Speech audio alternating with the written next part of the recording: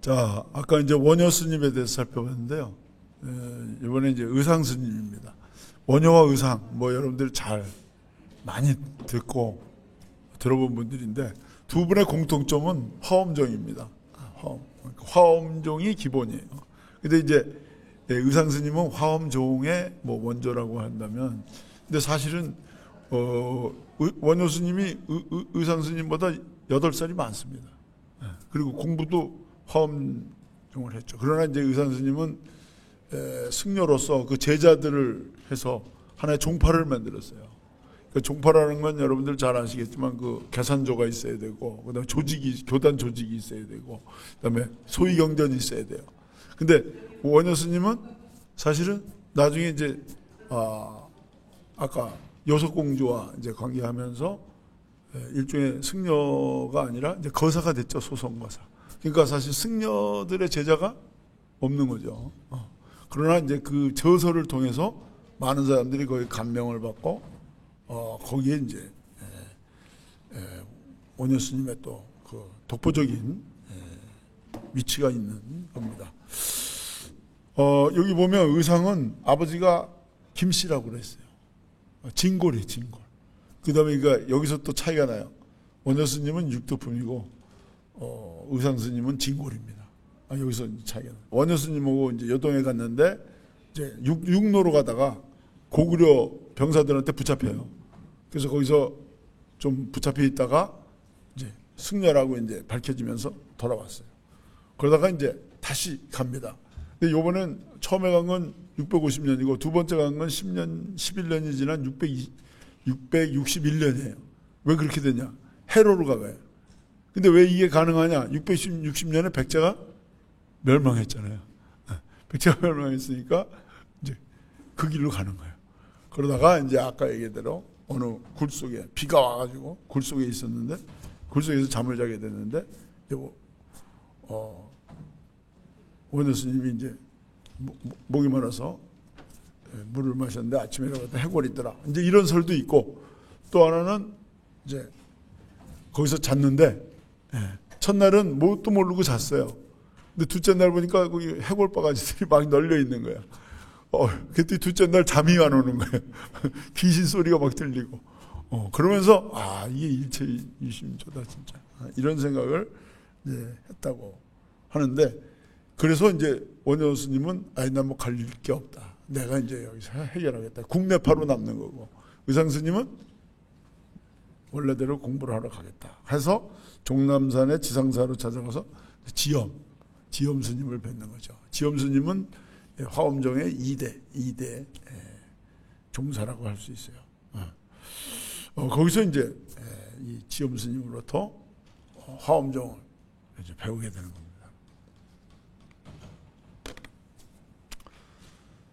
그러다가 이제 그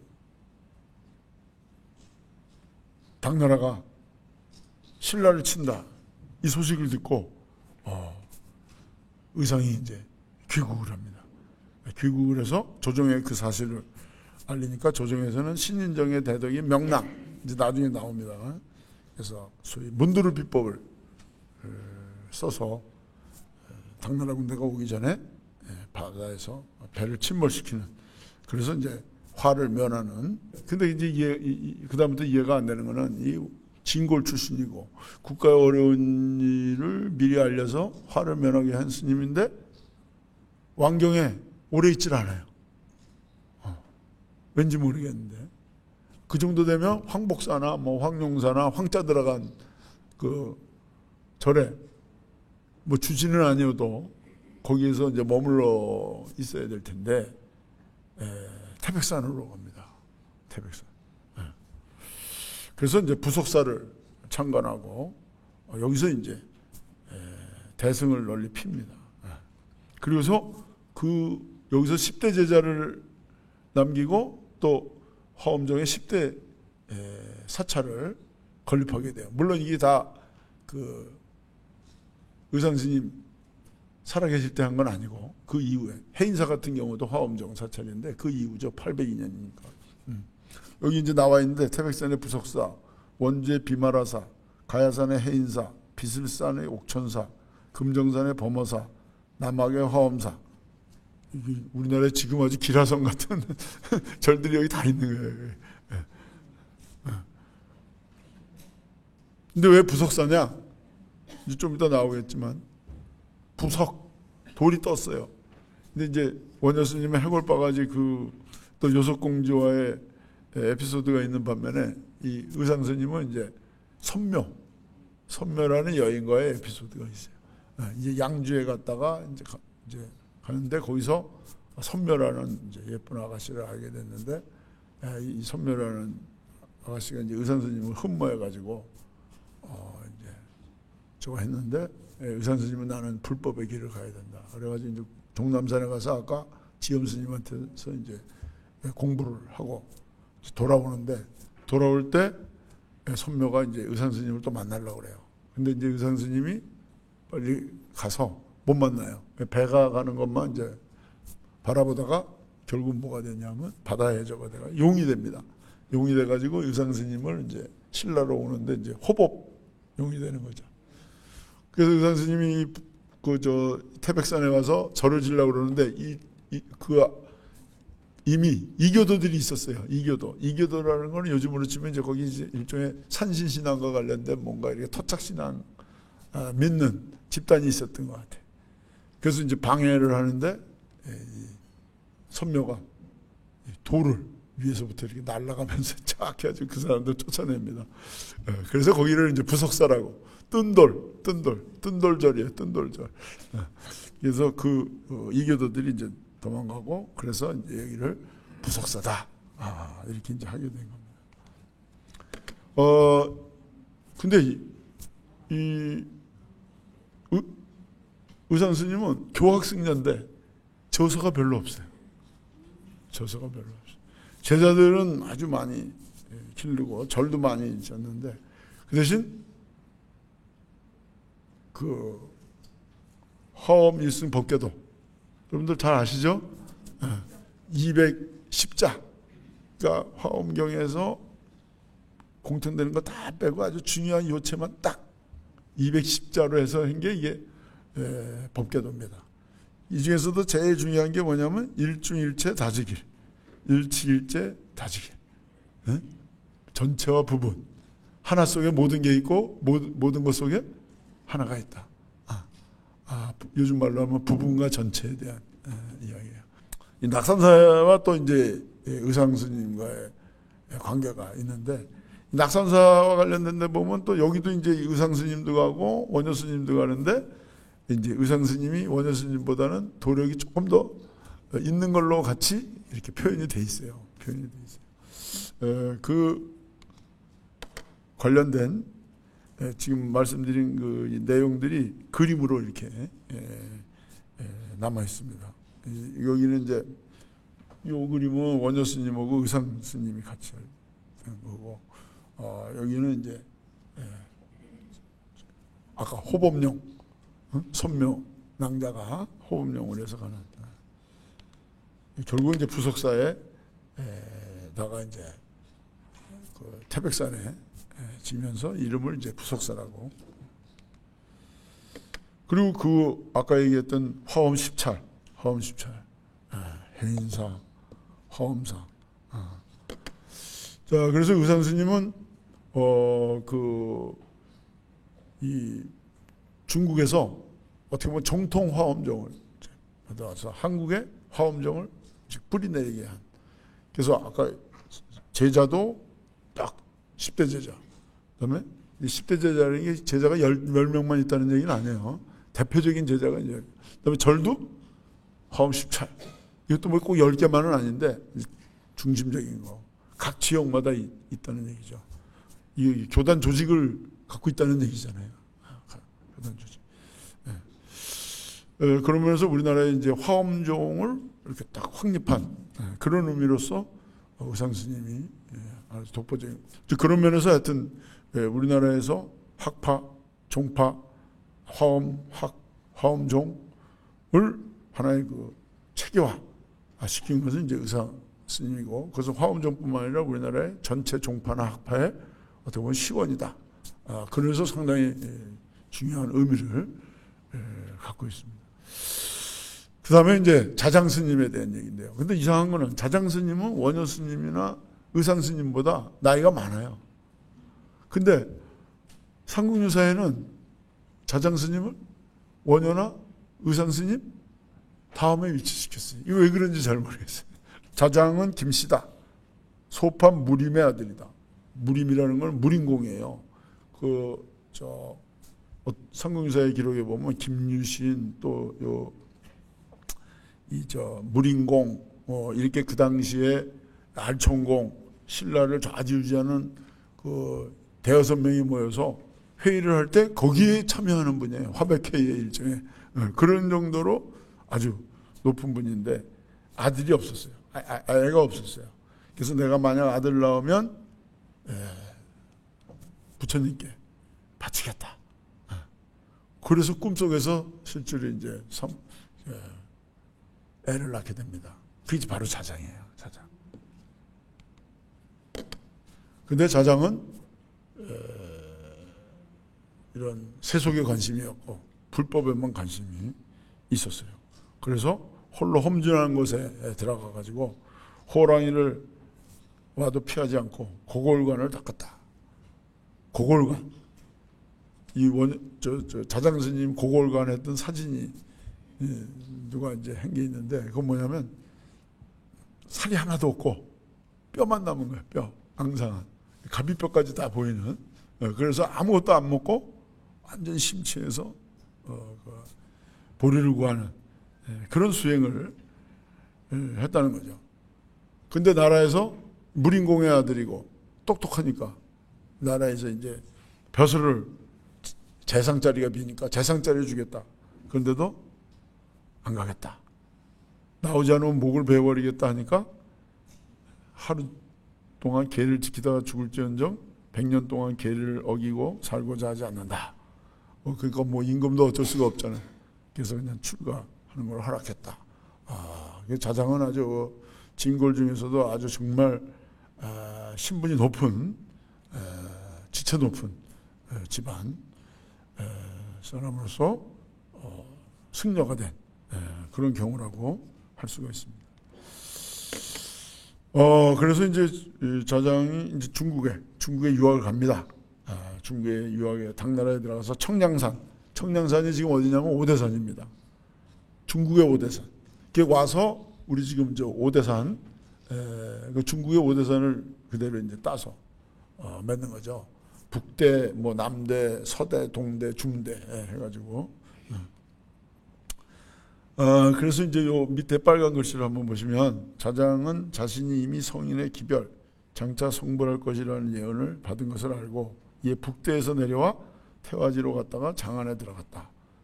태종이 칙사를 보내 위로하며 승광별원에 편히 거처하게 하니 총애하고 사여하는 것이 잠옷 후하였다. 자장은 그 번잡함을 싫어하여 왕에게 표를 올려 종남산 운제사의 동쪽 벼랑에 들어가 바위 사이에 집을 짓고 3년을 거했다. 그러니까 굉장히 그 불교 수련을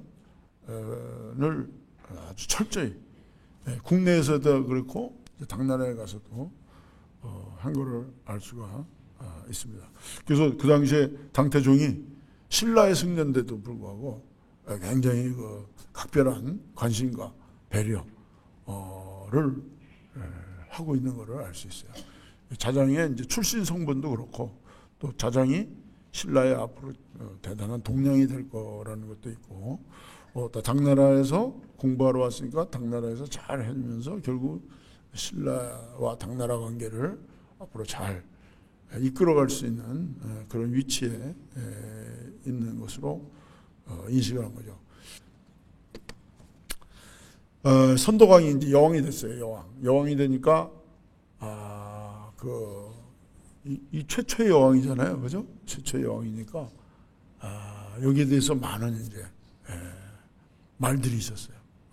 나중에 이제 비담이 반란까지 일으키는 거예요. 여왕이 있어서 우리나라가 이렇다. 아주 반란을 일으켰는데 결국은 그걸 김유신이 딱 해결해 버리죠. 그래서 이제 섬정왕이 죽고 선도여왕이 죽고 진도여왕이 이제 즉위하게 되는데 선도여왕이 여자로서 왕이 된 첫 번째이기 때문에 뭔가 든든한 백그라운드가 이제 필요하죠. 정치적으로는 김춘추, 군사적으로는 김유신. 자, 그럼 사상계가 중요하단 말이에요. 예, 자장. 이 자장이 이제 오는 겁니다. 근데 자장이 올 때 이제 그냥 오지 않고 대장경 일부, 여러 번당, 화계 등 복리가 될 만한 것을 요청해서 돌아오는 배에 실었다. 그러니까 중국의 불교와 관련된 경전, 불교와 관련된 여러 가지 기물 이런 걸 이제 왔는데 분황사에 주석하도록 했다. 이 분황사는 사실 누가 건립한 거냐면 선도여왕이 건립한 거예요. 분황사라는 게. 이 분황사라는 말 자체 향기 분자예요. 향기 분자. 이 분황사는 왜 졌냐? 선도여왕이 자기 왕이 돼서 여왕으로서 뭔가 황룡사가 그 이전에 지어졌잖아요. 그러니까 이거는 황룡사는 사실 진흥왕 때 시작됐으니까 진흥왕 때. 근데 여왕으로서 자기의 이제 그 어떤 일종의 뭐 요즘 말로 하면 브랜드 마크라고 할 수가 있어요. 브랜드 마크. 이게 이제 나의 선도 여왕의 팬덤들을 이렇게 묶을 수 있는 요즘 말로 하면 어떤 그 센터. 진흥왕 때는 이제 황룡사라면 선도 여왕은 이제 분황사를. 거기에 자장을 있게 한 겁니다. 그래서 자장이 여기서 이제 경두 강의하고 또 많은 사람들에게 그 불법을 전수하고 그런데 조정에서 이제 불교도 오래됐으니까 불교도 이제 승려들도 많고 신자들도 많으니까 뭔가 여기 시스템이 필요하다. 시스템. 체계화가 필요하다. 그래서 이제 자장을 대국통으로 삼고 그 승리들을 이런 승통이라는 승관제.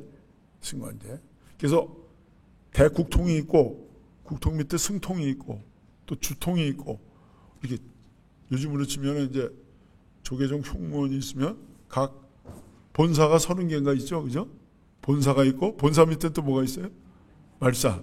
이런 식으로 시스템화하는 게 자장 스님 때 이제 이루어지는 겁니다. 이것은 이제 그만큼 불교계가 커진 승려들도 많고 신자도 많은 이런 것도 있지만 이걸 이제 어떻게 하겠다면 이제 사상계를 선도 여왕이 왕권이 뭔가 같이 이것을 이제 유지하게 해야 되는. 왜냐하면 아까도 얘기했듯이 선도 여왕은 여성으로서 우리나라 최초의 왕이 됐기 때문에 뭔가 시스템을 구축하는 것이 필요했는데 그 시스템을 구축했는데 이제 역할하는 게 이제 자장스님이다 이렇게 얘기할 수가 있습니다. 그래서 여기서 이제 이 자장스님이 중요시한 거는 이제 시스템이니까 계율을 중요시했어요. 그래서 여기 보면 계를 설법하고 겨울과 봄에 모두 시험하기 위해서 지계와 범계를 알게 했. 또 이것을 관원을 둬서 유지하게 하고 또 지방에는 순사를 보내가지고 승려들이 잘못하면은 그걸 경계하고 또 거기에 대해서 벌도 주고 그래서 여기 보면 이런 표현이 좀 과장되긴 했지만 나라의 사람들이 계를 받고 부처를 받드는 것이 10집에 8, 9이었고 머리를 깎고 출가를 정하는 것이 시간이 갈수록 늘어났다. 그래서 통도사를 창건하여 계단을 짓고서 사방에 오는 사람들이 출가하게 했다. 근데 사실 이거 뭐 8, 9은 좀 과장된 거고요. 근데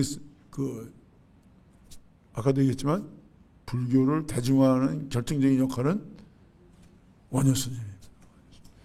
여기서 10집에 8, 9은 잘 사는 사람 중에 10집에 8, 9 뭐 이렇게 생각하시면 돼. 좀 뭐 귀족이라고 할까? 그러니까 왕경인. 왕경과 지방인들은 벌써 신분적으로 차이가 났거든요. 근데 천천만락을 다니면서 이걸 대중불교를 한 거는 원효스님. 원효스님입니다. 근데 하여튼 이 왕경 내에서도 시스템화한 거는 이제 자장스님입니다. 근데 아까도 얘기했지만 이게 궁금한 게 자장스님이 더 앞인데 왜 이걸 뒤로 했나?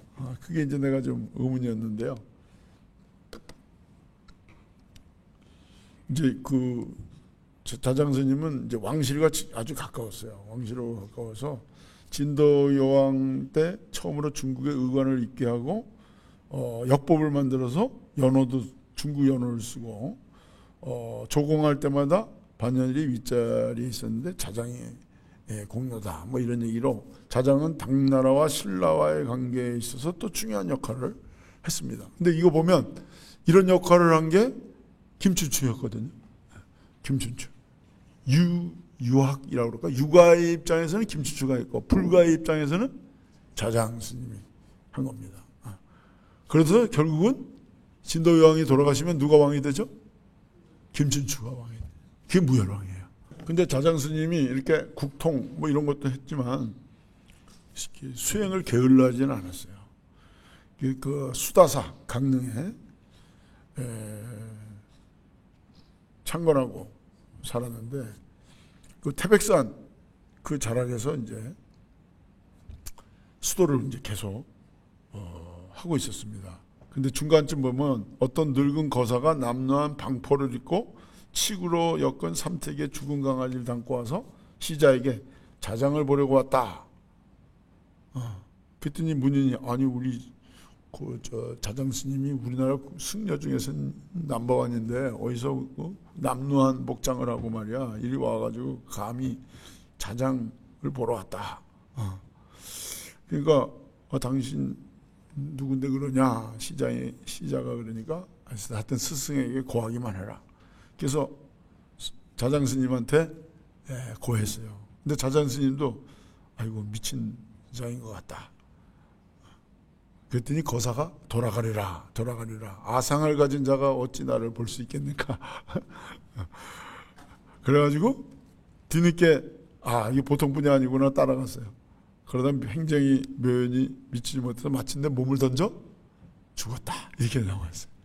이게 이제 그 자장 스님이 그 원효 스님이나 그 의상 스님 보다 이련 스님이 보기에 문제가 있다고 이제 본 것 같아요. 그래서 이 연배도 위인데 당연히 위에서부터 이렇게 내려와야 되는데 이쪽에 배치한 게 아닌가.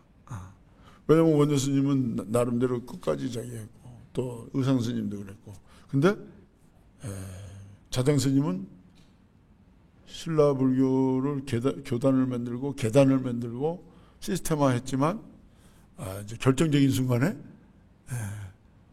아상을 버리지 못했다. 그게 이제 이련 스님이 이련 스님은 저희가 국사까지 했단 말이죠. 국존으로서. 그런데도 검소하게. 그리고 마지막에는 그걸 어머니의 고향이지만 군위에 와서 인각사에서 상국유사를 썼어요. 이제 그런 입장에서 보면은 자장 스님을 의상이나 원효 스님보다는 뭔가 평가가 조금 다르지 않았나 그런 생각을 합니다. 자 자장의 이런 갖고 있었던 이런 승복이라든지 바로라든지 이런 것들은 모두 통도사에. 그래서 이제 그 통도사에 가면 자장 스님 이제 그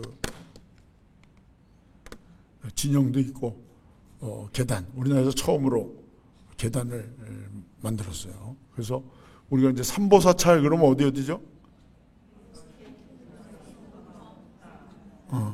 불보사찰, 법보사찰, 승보사찰. 그래서 결국 통도사, 해인사, 송광사 하는 거죠. 이 통도사에 불골사리를 모셨다. 이제 그리고 이제 계단이 있다. 그래서 통도사에 가면 대웅전에 부처님이 불상이 안 계신 거죠. 이게 이제 그 자장 스님이 중국에 가서 오대산 태화지에 에서 이제 신령을 만나는데 지금 이렇게 해놨습니다. 가보면. 그다음에 이제 황룡사는 뭐 많이 이제 봤고요. 여기 이제 통도사 대웅전이 있고 금강계단. 그다음에 이제 그 아까 얘기가 잠깐 나왔습니다만 이제 정암사 수만호탑 여기 이제 자장스님하고 관련된 유적이라고 할 수가 있습니다. 자, 다음에 이제 사복 불원에 대해서 얘기하는데 이 사복이 아주 재밌어요. 아까 잠깐 얘기했는데 서라벌 만선북녀에 과부가 살고 있었는데 남편도 없이 아이를 잉태해서 낳았어요. 12살이 되어도 말을 하지 않고 일어나지도 못했대요. 이름을 사동이라고 그랬는데 어머니가 돌아가셨어요. 홀어머니, 과부 어머니. 유복자는 아니에요. 유복자는 아니고. 그때 이제 원효 스님이 고선사에 있었는데 그때 이제 사복이 이 장례를 칠 때 원효 스님 해야 되겠다. 근데 뭐라고 얘기하냐면 고마워해야 되는데 그대와 내가 예전에 암소에 불경을 실었는데 지금 죽어버렸으니 함께 가서 장사를 치르는 것이 어떻소?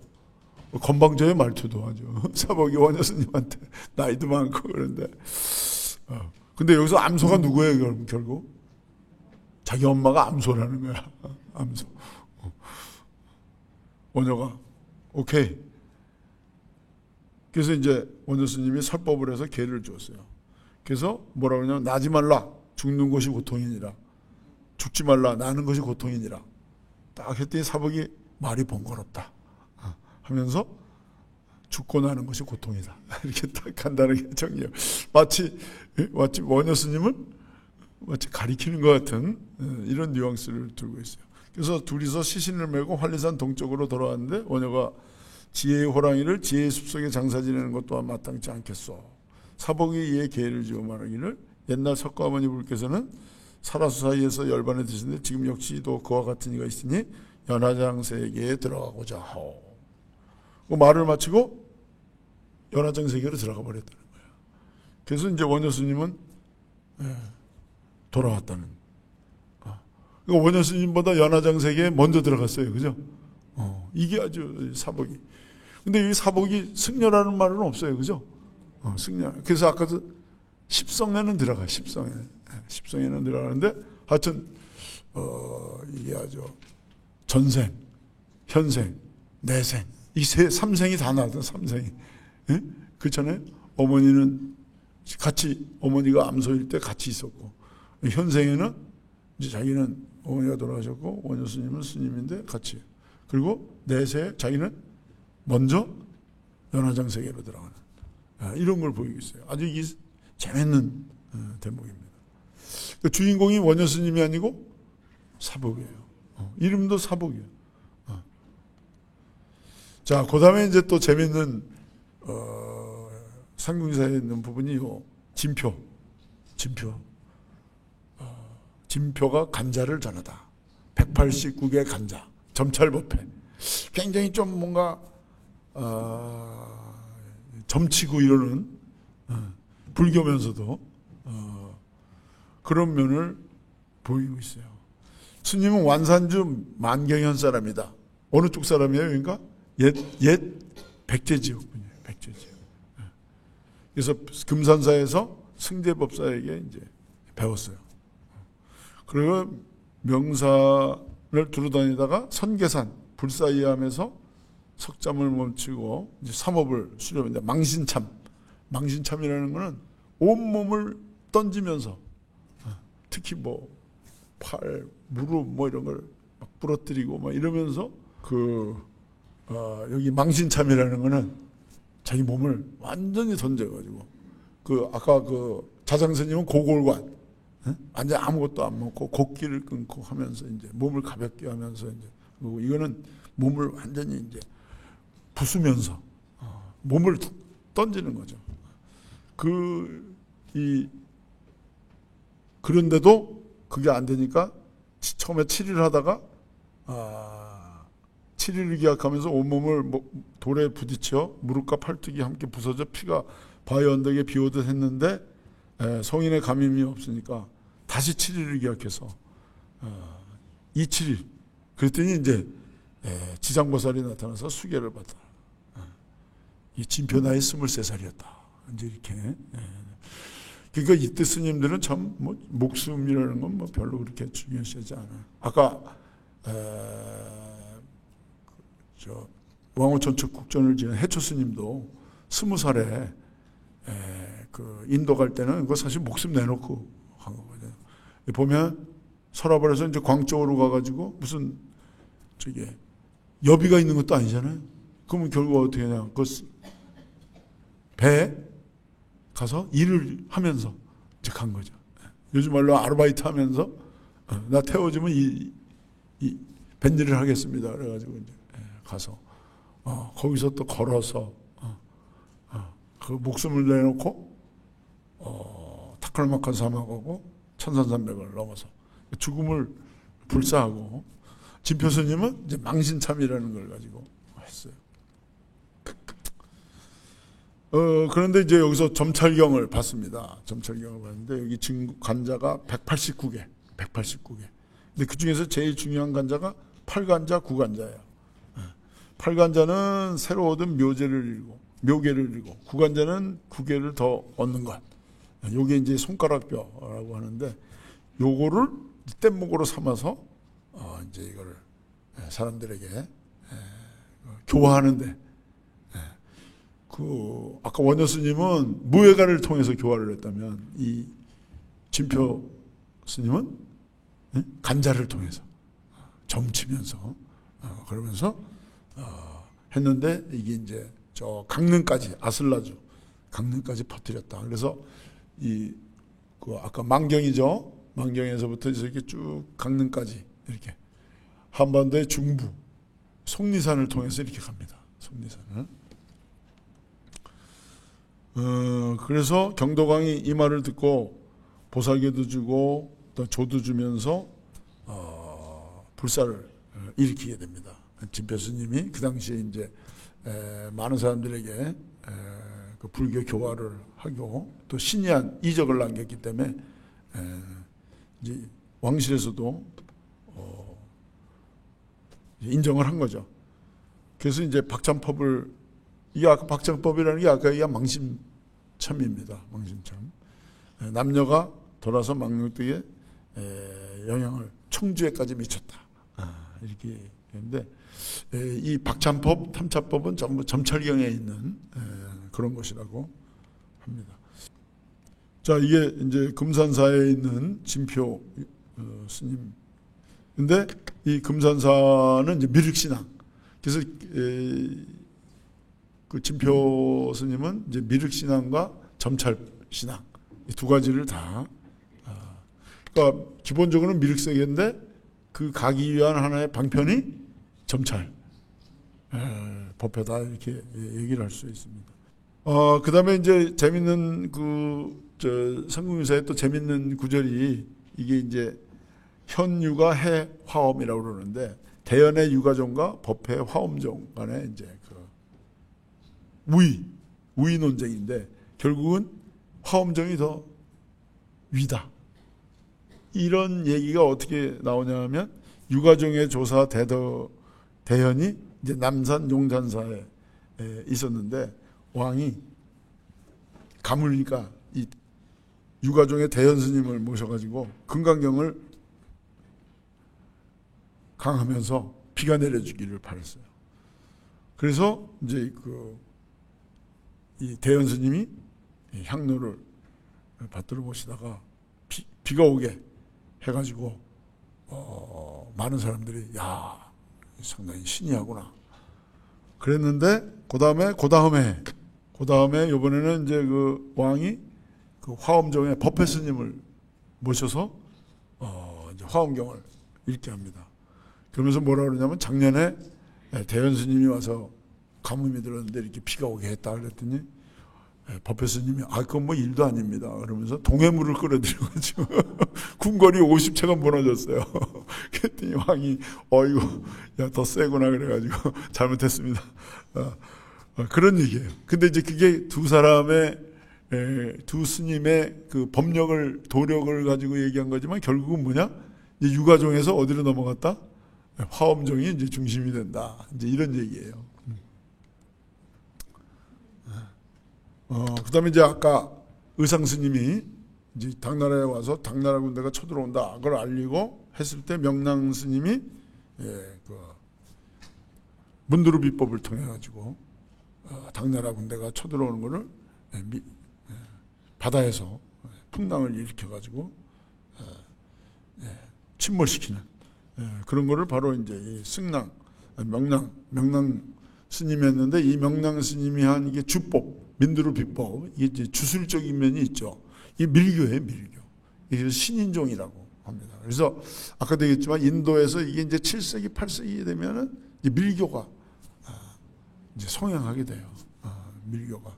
이유가 뭐냐면 불교가 이제 저거 하다가 힌두교가 이제 하면서 불교도 살아남기 위해서 불교도 대중들에게 더 위해서 이제 주술적인 거를 했어요. 이게 이제 밀교. 네. 근데 이제 그러다가 이제 결국은 주도권을 힌두교한테 뺏기는 거죠. 힌두교한테 뺏기는. 그래서 이 밀교는 인도에서뿐만 아니라 그 구법승들한테 해가지고 당나라로, 결국은 신라로 들어옵니다. 그래서 아까 얘기한 해초 스님도 사실은 밀교 승려예요. 밀교 승려. 그런 것 중에 이제 신인종이 있는데, 그걸 이제 처음으로 창립한 게 명랑 스님입니다. 자, 그 다음에 이제 어떻게 보면 삼국유사에서 아주 재밌는 부분이 광덕과 엄장입니다.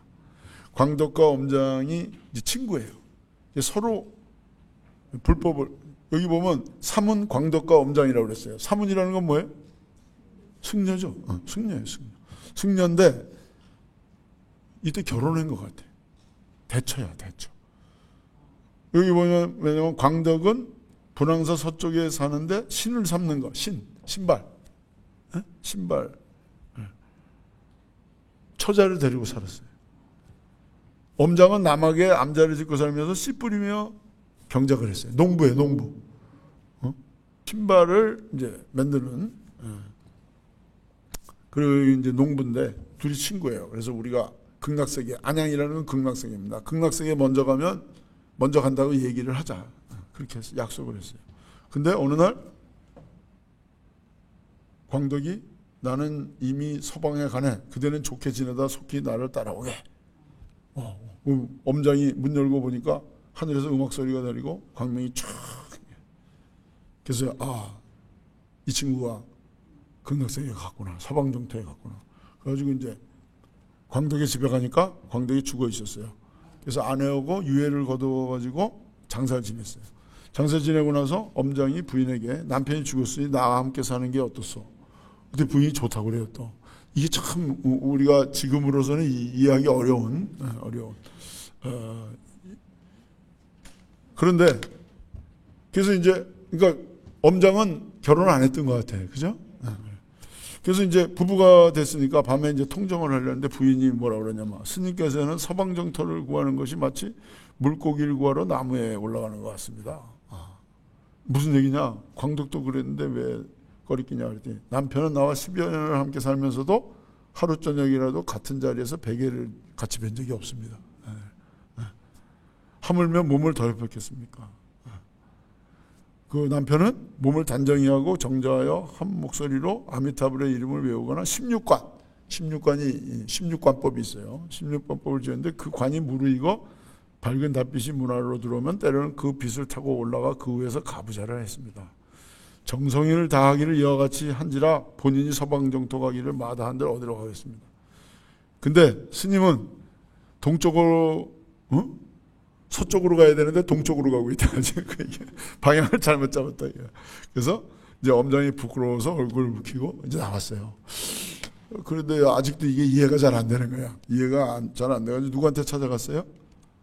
원효스님한테 찾아갔어요. 원효스님한테 가서 진열을 간절히 구했습니다. 상담한 거죠. 어드바이스, 상담. 그랬더니 원효스님이 쟁관법이라는 걸 가르쳐줬어요. 쟁관법. 이 16관에는 없는 거예요. 엄장은 이에 몸을 깨끗이 하고 허물을 이웃쳐 스스로 꾸짖고 오로지 관 닦기, 쟁관법이죠. 서방 정토로 오를 수 있었다. 그런데 여기서 그 다음이 재밌어요. 쟁간법은 원효법사의 본전과 해동승전에 있다. 광덕의 부인은 분황사의 여종이니 아마도 16응신 중에 하나였을 것이다. 그러니까 아까 그 사복불원에서도 사복의 어머니가 암소였다고 그랬죠. 전생에. 여기는 이제 분황사의 여종으로 이렇게 나옵니다.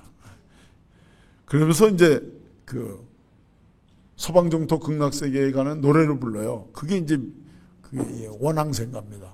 그 밑에 있는 게 원앙생가예요. 근데 이 스님들이 향가를 지금 우리나라에 25수밖에 안 남아있는데 14수가 상궁유사에 있고 11수가 균여전에 있어요. 근데 14수 중에 스님들이 지은 향가가 남아있어요. 그러니까 스님들이 향가를 많이 지었다. 이게 이제 여기 나오는 건 도솔가예요. 도솔가. 도솔천에 가고자 하는 도솔가가 있고, 여기 이제 제망매가, 이거는 개인적인 거예요. 개인적인 거. 아까는 신앙적인 거고, 이거는 이제 자기 그 여동생을 한 게 제망매가. 이 월명사, 월명스님이 지은 거예요. 그 다음에 이제 융천사, 해성이 나타나는데 해성을 이제 없애는 이 역할도 스님들이 하고 있습니다. 그래서 이 상궁유사에 나온 스님들을 보면 이렇게 이제 공부를 하는 스님도 있고, 그 다음에 이제 뭔가, 그, 무예가를 같이 해서, 물론 이제 원효 스님도 공부 많이 했지만, 대중불교를 주로 하는 스님도 있고, 또, 진표 스님 같이 점찰법을 쓰기도 하고, 또, 원광법사 같이, 세소고개 같이 일반인들에게 불교뿐만 아니라 유불선을 이제 같이 하는, 가르치는 이런 스님도 있고, 그 다음에 아까 양지 스님은 뭐였어요? 예술가, 조각가예요. 조각가. 그래서 불교 예술을 하는 분이 있고, 또 이분들은 향가라고 그래서 노래와 문학. 그게 보면 이 당시 스님들은 요즘 말로 하면 스님, 불교 승려이기도 하지만 하나의 지식인, 예술가로서 신라의 문화와 예술을 이끌어간 리더였다. 뭐 이렇게 얘기할 수 있을 것 같습니다. 예, 끝까지 경청해 주셔서 감사합니다.